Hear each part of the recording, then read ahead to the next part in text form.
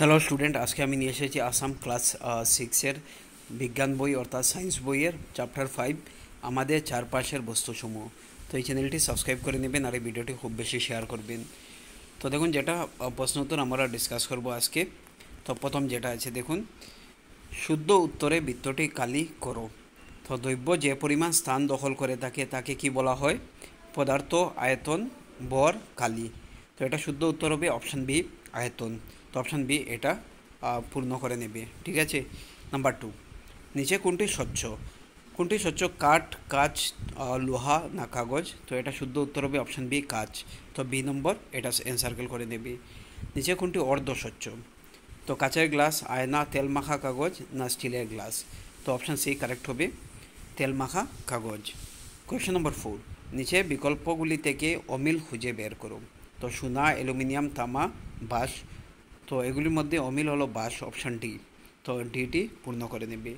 Number 2, নিচের কোনগুলো বস্তু জলে দ্রবণীয় এবং কোনগুলো জলে অদ্রবণীয়? তো এভাবে লিখে নেবে। জলে দ্রবণীয় বস্তুগুলি হলো যেমন চিনি, মধু আর লবণ। তো এ, ডি এবং জি। এবং জলে অদ্রবণীয় বাকি সবগুলো যেমন বালি, নারকেল তেল, চকের গুঁড়া, চালের গুঁড়া। এগুলি লিখে নেবে। দেখুন, এখন প্রশ্ন উত্তর। পদার্থ কী? উদাহরণসহ ব্যাখ্যা করো। যে বস্তুর ভর ও আয়তন আছে তাকে পদার্থ বলে। লিখে নেবে, একদম শর্ট করে দিয়েছি আমি। যে বস্তুর ভর এবং আয়তন আছে তাকে কি বলা হয়? পদার্থ বলা হয়। উদাহরণ দিয়ে দেবে জল, পাথর ইত্যাদি। 4 নম্বর প্রশ্ন, কোন দুইটি বৈশিষ্ট্যের সাহায্যে আমরা বলতে পারি যে শিলা একটি পদার্থ? তো দেখুন, শিলার ভর এবং আয়তন আছে, এই দুইটি বৈশিষ্ট্যের জন্য আমরা বলতে পারি যে শিলা একটি পদার্থ। নাম্বার 5, 4টি দ্রব্যের নাম লেখো যেগুলি দিয়ে গ্লাস বানানো যায়। তো দেখো, কাঁচ, প্লাস্টিক, ইস্পাত অর্থাৎ স্টেইনলেস স্টিল এবং পিতল।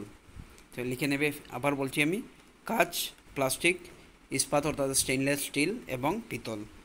নেক্সট 6 নম্বর, দ্যুতি কী? তো যে দ্রব্য আলোতে চকমক করা বৈশিষ্ট্য, বা আমরা বলতে পারি যে দ্রব্য আলোতে চকমক করে এই ধরনের বৈশিষ্ট্য থাকা দ্রব্যকে দ্যুতি বলে, ঠিক আছে। তো এগুলি লিখে নেবে। এখন দেখছি আমরা নাম্বার, দেখুন পদার্থ কি এগুলি ডিসকাস করেছি 4 নম্বরও, 5 নম্বরও, 6 নম্বরও। এখন দেখুন 7 নম্বর, নিচের বাক্যগুলি শুদ্ধ না অশুদ্ধ লেখো। তো কাঠ স্বচ্ছ কিন্তু কাঁচ অস্বচ্ছ, তো এটা অশুদ্ধ। বি নম্বর, কাঠের গুঁড়া জলে দ্রবীভূত হয়, এটাও অশুদ্ধ, কারণ দ্রবীভূত হয় না। লবণ জলে দ্রবীভূত হয়, তো এটা শুদ্ধ। কাঠের টুকরা জলে ভাসে, এটা অশুদ্ধ। ই নম্বর, নারকেল তেল জলে দ্রবীভূত হয়, এটা অশুদ্ধ। গ্লিসারিন জলে দ্রবীভূত হয়, তো এটা শুদ্ধ। তামা এবং লোহা দ্যুতিমান দ্রব্য, মানে আলোকিত দ্রব্য, তো এটাও শুদ্ধ। এইচ নম্বর, বায়ু স্বচ্ছ, তো এটি শুদ্ধ। 4 নম্বর, এখানে 8 নম্বর, নিচে প্রদত্ত বস্তুগুলির সাথে দ্রব্যগুলি মেলাও এবং সেগুলি থেকে বস্তুটি তৈরি হয়েছে। নোটবই কাগজ থেকে, গজাল লোহা, চেয়ার হলো কাঠ, গ্লাস হলো দেখুন কাঁচ এবং সুতা তুলা। এগুলি পিডিএফ যদি লাগে তাহলে আমাকে কমেন্ট সেকশনে কমেন্ট করবেন। আর আমি টেলিগ্রামের লিঙ্ক দিয়ে দেবো, এখানে জয়েন করে দেবেন। টেলিগ্রামে মেসেজ করে দেন 9101467653। Thank you so much.